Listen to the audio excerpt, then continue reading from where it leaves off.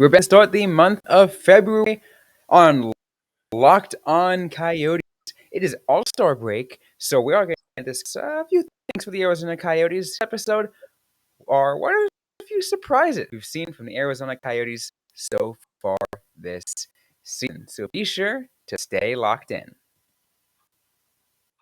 You're Locked On Coyotes, your daily podcast on the Arizona Coyotes, part of the Locked On Podcast Network, your team every day.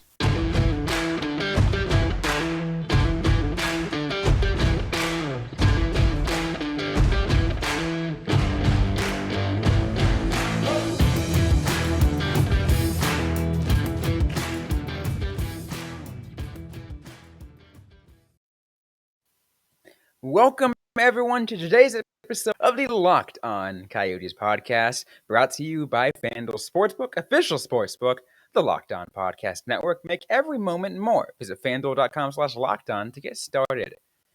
We got a great show for you on today. I'm Robyn Leonov. That's Carl Pavlok. Great show for you guys. The Arizona Coyotes are, off for a little bit because there were a bunch of other, all-star players are headed on their way to South Florida for the All-Star game, Carl. It's I'm glad we're here. We're at this point in the season, right? Yeah. I mean, the Coyotes had such a tough January. They're getting a nice long break for the All-Star, and it is really good. I'm sure the team can appreciate the time to relax, to rest, to heal. And Clayton Keller gets another trip to the All-Star game, which is always good.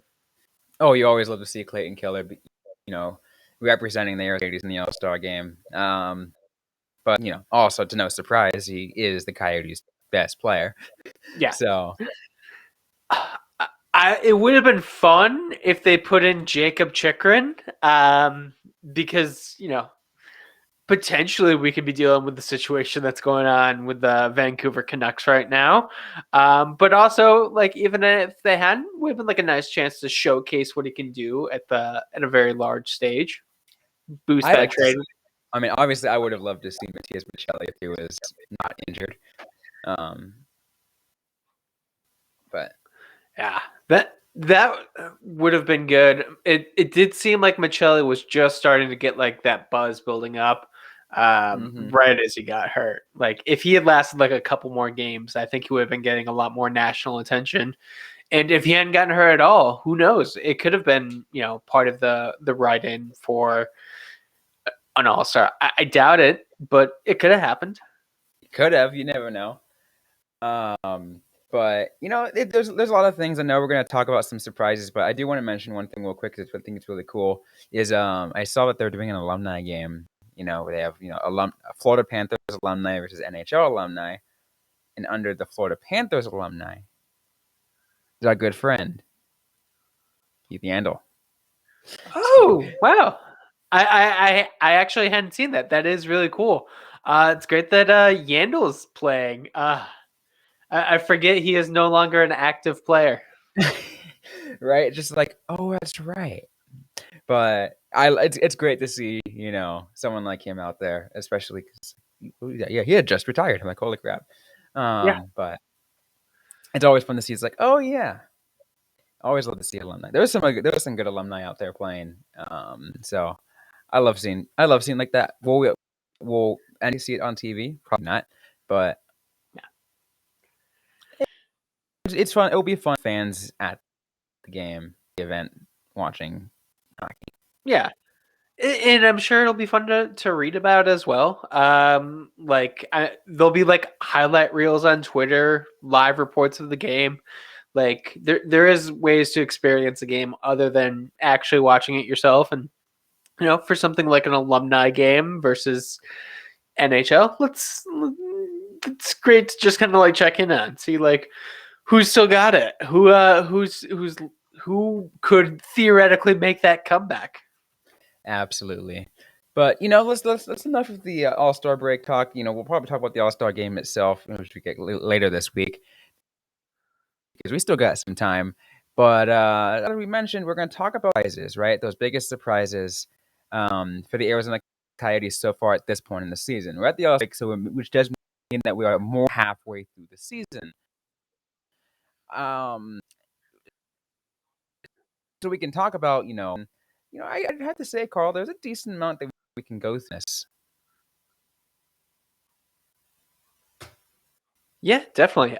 There are quite a few silver linings this season. There's a few things that have happened that I know I didn't expect, and having talked to you most days, I know that you weren't necessarily expecting either. So definitely plenty to go for.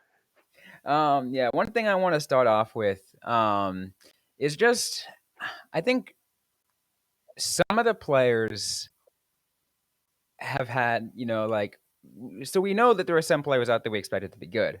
There are some players out there who we kind of didn't really expect a whole lot from. They've exceeded expectations by a lot. And I think can easily go ahead and turn to playing on his name right now. Nick Bukestad as one Nick Ritchie's had like ups and downs, but I think he's like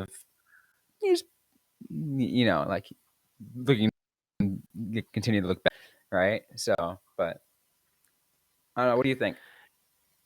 I really like Nick Bukestad this season. He has come out of nowhere. He is looking exceptionally well. Like he ups his level 5-on-5. I would say a guy on a similar level who has really surprised me in just kind of what he is doing has been Christian Fischer. And he's just 4 points shy of Bukestad and Ritchie. So, like, if you had told me that Christian Fischer was going to be close to Nick Ritchie, he was going to be tied with Travis Boyd, I wouldn't have believed you at the start of the season. So I definitely think there's like a good case for those guys who are playing above where we expected them to be. And I think especially on a year like this one, where our expectations for the Coyotes as a whole were low. We thought this team was going to be similar, maybe slightly better than last year, and I think they're at the slightly better, but I think in that different manner, right? Because I think you and I last year we were very depressed, and we had just we had to do this year the players that have exceeded expectations. It's made things exciting. Rouse, who had just came off of the a contract year and had that arbitration or scare, and he's having another career year, which is freaking phenomenal. Yeah, I mean the games definitely seem closer this season. It does seem like the Coyotes are better at staying involved, staying engaged, and kind of not disappearing for stretches like they did all of last year. And I do think that there's, we need to credit a lot of the role players for that sort of thing.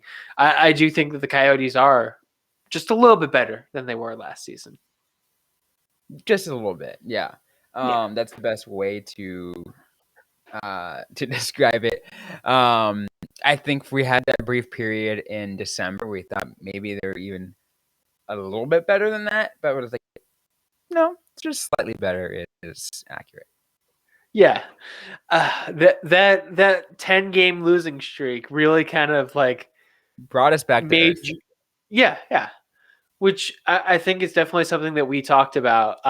The fact that there was a good chance that the Coyotes were going to have a very massive losing streak. And they did.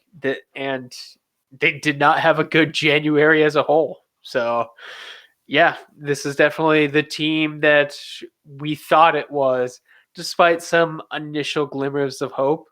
I think the power play coming back to earth is kind of the main thing that you can look at. When the season started, I think even Craig Morgan was like, hey, maybe the Coyotes power play is for real. And then nope, no, it is not. Yeah, absolutely. So, some players exceeding expectations. Definitely one of the surprises from the Arizona Coyotes so far this year. Now, there are coaches that we can go. Before we get into any of that, though, I do want to get a quick word from our sponsors on the show today. And this episode is brought to you by FanDuel. This year, the only app you need at your Super Bowl party is FanDuel, America's #1 sportsbook. We're really excited about our new sports betting partner for Locked On, they are the #1 sportsbook in America. That is FanDuel. And if you're new to FanDuel, that's even better. They have so many great features that make betting on sports fun and easy. You can download the FanDuel app now so you can bet Super Bowl 57 with a no sweat first bet. You'll get up to $3,000 back in bonus bets if your first bet doesn't win. FanDuel lets you bet on everything from line to point spreads, who will score a touchdown, everything like, obviously I'm going to take a look at just take a good look at the two teams between the Eagles and the Chiefs. I'm a little upset that my Niners isn't in there, but that's for a whole nother discussion. But FanDuel lets you bet on everything, and the app is absolutely safe, secure, and easy to use. Best of all, you get paid from your wins instantly. So join the FanDuel app on Locked On to claim your no sweat first Super Bowl 57. That's FanDuel.com Locked On. Every moment more with the sportsbook partner of the NFL. And to all our Arizona listeners, if you do have a gambling problem, be sure to call 1-800-NEXT-STEP or text NEXT to 53342. So let's continue here on Locked On Coyotes. I want to thank everyone once again for making this show your first listen every day. We are free and available on all platforms, including on YouTube. Let's go ahead and talk about more surprises because, this team was filled with a lot of surprises, and I want to list this as a surprise, Carl. I had expectations, but I think it exceeded expectations to categorize it as a surprise here for me. And the atmosphere at the mall. I think it's awesome. It's electric. It's I thought yes, the Coyotes still know a lot of crap for playing in a college venue, but you step into that arena and you feel something electric. You feel that that really fun atmosphere that you want to experience at a hockey game. Yeah, definitely. Mullet Arena, I've just been the one time. I haven't gone back yet. I plan on going back pretty soon. It's definitely a fun spot to go. It's a great way to watch a game.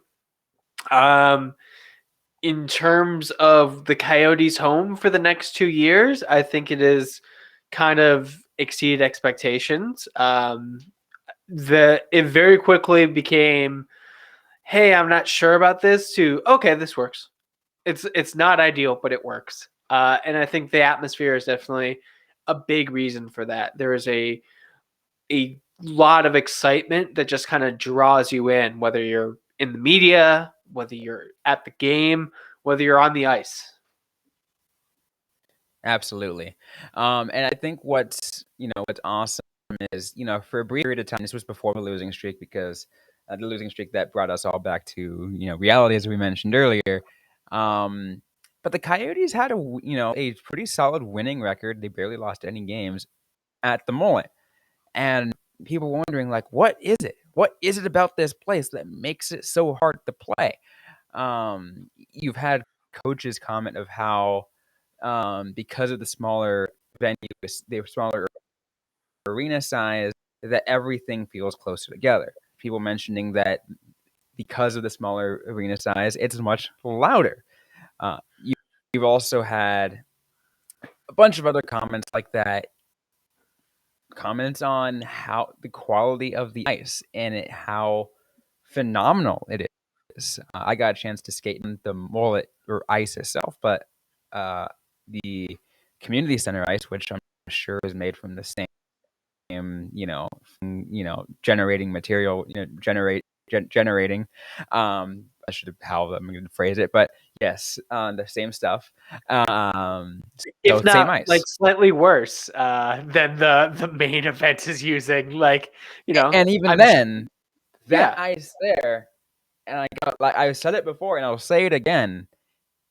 If you've not got a chance to skate there. Best ice I've ever skated on. It's funny because people have incorrectly suggested it's because like Mullet Arena doesn't have like blocks put on it and have other events. That's not true. There are frequently events at Mullet Arena. Like I know wrestling is there.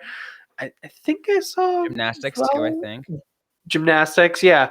No, it's really good. I don't know why the Mullet Arena has success. I do know, just like as a longtime person who's been covering the Coyotes, like the ice at Gila River Arena was a significant complaint from people. Like no one seemed to like it. So it's kind of cool to once be like the top tier ice in the NHL arena like list. Like I'd be interested to see like what that polls, amongst players. Absolutely. No, like we mentioned too. So far, some players have said that. I don't know how on the top of my head the number who have, but and it's there. And again, like I said, I have firsthand adjacent experience. Like I said, with the adjacent sheet of ice, but still the same, same concept. Ice there is phenomenal. Um, and like we said, we gave Mullet Arena high grades for everything, and I think that's a huge. And then, I think that's a surprise. I thought it was just be like, it's average. We'll live with it for now. But it's like, oh, I like this. I think this can work, Yeah. but still short term, absolutely. But I think this can work. Yeah. It definitely is, it's a very interesting experience. The alternate, reality where they are playing at, the fairgrounds, I don't think it would have been, the same quality ice. I don't think it would have been the same No. level of amenities. It wouldn't have been the same experience. It would have been like the Coyotes playing in a very old barn, in a city that they're not going to be in. Whereas now the Coyotes are establishing themselves in Tempe. And that's great. Like it is building that relationship with the city in the future. And I think that it is going to work out very well for the Coyotes and very well for the city of Tempe. Absolutely. But yeah, Mullet Arena definitely, I'd say, one of the good surprises for the Arizona Coyotes this season. We still got one more surprise to get to on this episode of the Locked On Coyotes podcast. Before we get to that, I'm going to take another quick word from our sponsors on the show. Today's episode is brought to you by Built Bar. Are you looking for a delicious treat but don't want all the fat and calories? Then you gotta try a Built Bar. We're just getting through the holidays, and I know that my goal is to eat a little bit healthier this year. And if you're like me, you want to eat healthy, but you don't want to compromise your taste. And man, I've got just the thing for you because you gotta try Built Bar. It is healthy and tasty. Do you want to know what makes Built Bar so good? Well, for starters, they're covered in 100% real chocolate. That's right, real chocolate. And they come in unbelievable flavors like churro, peanut butter brownie, and coconut almond. I know whenever I get a box of Built Bars, I occasionally get a new flavor, and it's really good to just kind of experience the new one because all Built Bars are really, really good. Now, what I want you to do is if you're close to a Sam's Club, you could run in and grab a 13 bar box with all the hit flavors like brownie batter and churro. You can thank me later. So let's go ahead and finish things off on Locked On Coyotes, talking about some of the biggest surprises for Arizona this season. And give you another one, Carl. If you have another one, either what I'm about to say, obviously you're free. I'm going to go back to talking about a player here. That's Dylan Guenther. Yeah, Because I didn't mention him in the first one, so I'm like, okay, I have to mention him. I kind of have to mention him now because, well, he is the prospect. He's one of the prospects, and now is actually playing the Coyotes, which we didn't expect. We didn't expect him to make the final roster, and if he did, we're like, okay, give him the 9 games and then send him back. yeah, But that was also a big if. Like I said, that was a big if. But he also surpassed those expectations, and he stayed past them. And we are like, oh my god. We are like, okay, that's great because he's playing well. They kind of didn't have a choice at this point. But what's going to happen, in a few games, a few weeks down the road when he teeters off and has, you know, lower, bad games. Which of course, Ricky, he's gonna have bad games, but he's actually even looked even better at some points, especially even since coming back from the World Juniors. yeah. He definitely seemed to get like a boost in his confidence and his play after the World Juniors. I'm not sure what happened there, but winning a medal will do that for you. Gives him a little bit of spring in his step.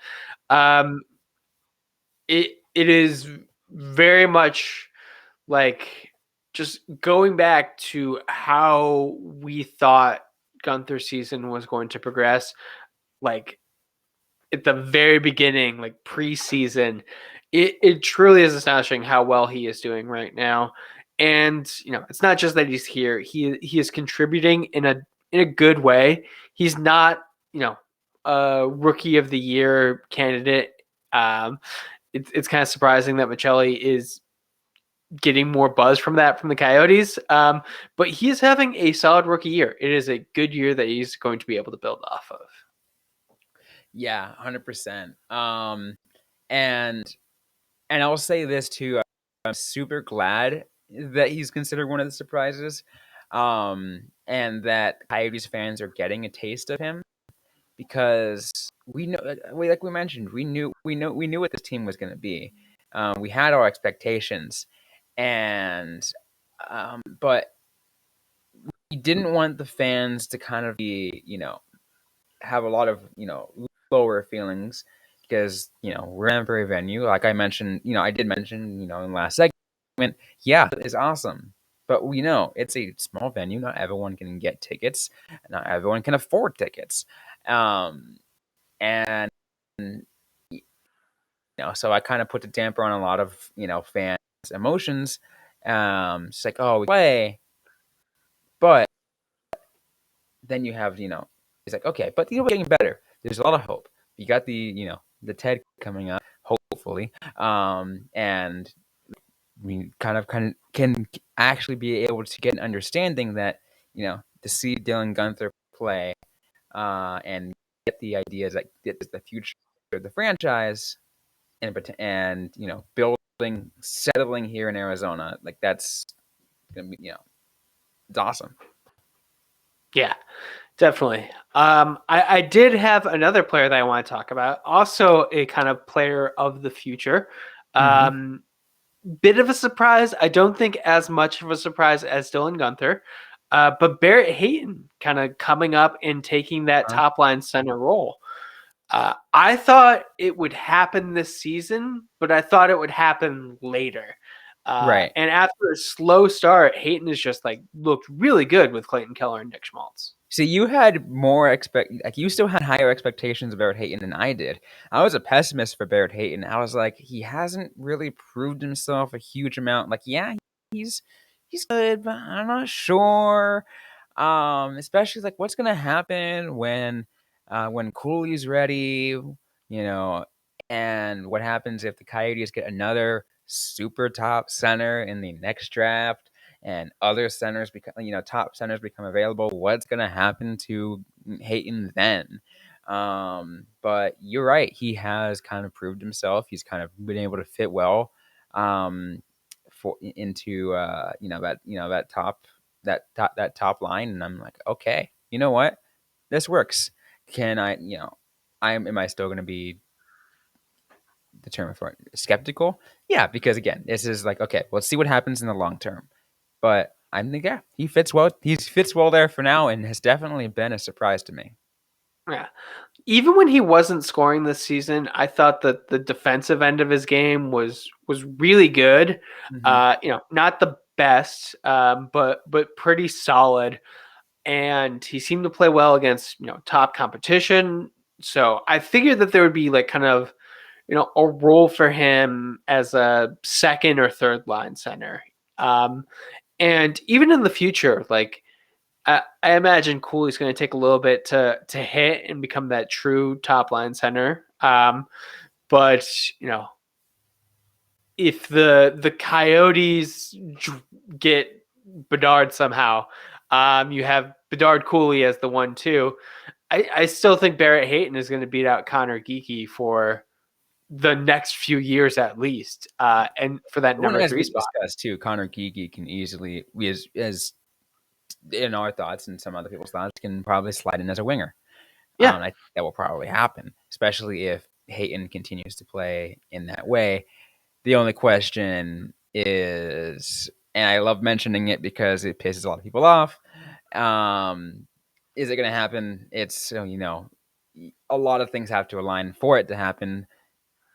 Chances are pretty low, but I could still mention anyways. In the offshoot chance that, yes, that you mentioned that Cooley's ready, Bedard comes along as well, and the Arizona Coyotes happen to lure Austin Matthews back to Arizona, then what? That's the big question. But yeah.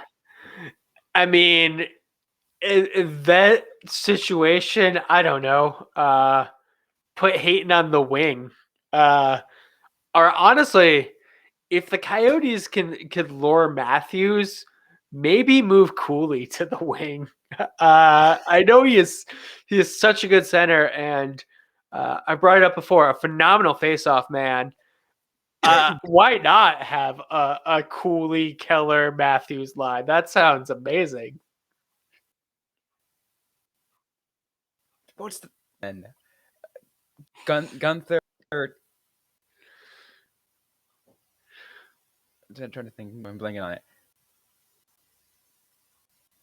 Uh, Gunther, Michelli, Bedard. Bedard. Yeah. Or do The have that third be your line Hayton line. with because then you have to fit in, still Schmaltz and Kraus. If the Coyotes are getting Austin Matthews, they are trading Nick Schmaltz. Like, uh, I do not believe those two are going to be on the same team. There's Fair just enough. no space for it. Kraus stays though. Kraus stays, yeah. Kraus is the in my opinion, perfect Bill Armstrong player. What we're gonna do, Carl, is one of these episodes. We're actually do maybe like a bonus episode sometime this month. We're actually gonna go and maybe even get like like an actual lineup graphic of how we're this how like in the offshoot chance that everything like we're saying happens. Sure, yeah, we could definitely do that. Uh, the ideal Coyotes 4 years from now, sure, yeah. I'm gonna love it. It's gonna be absolutely fun. I'm sure you guys would all love it because I'm because fans, we just like love thinking in hypotheticals at this point because the team right now is just. Yeah, Coyotes fans are definitely happier thinking about the future. 100%. Anything else you want to bring up before we close things off? No, I feel like I said, there's been a lot of good surprises. Like we barely even touched on Matthias Michelli. and he very much could have been like a whole topic of conversation. So yeah, there's some bright spots. The future is bright. The future is bright indeed. Well, that's going to be it for today's episode of the Locked On Coyotes podcast. If you like what you heard, don't forget to leave a review, like, comment, subscribe if you've yet to already. We're available everywhere you get your podcasts, including on YouTube. Don't forget to interact with us on social media. We're on Facebook, facebook.com/LockedOnCoyotes, and Twitter at LO_Coyotes. I'm personally at Robyn_Leano. Carl Pavlik is at Carl Pavlik FFH. Interact with us, ask a question you might have. We might answer right back or on a future episode of Locked On Coyotes podcast. Thanks everyone for listening to today's episode. Hope you guys staying safe out there. Hope you guys staying healthy. And don't forget to howl on.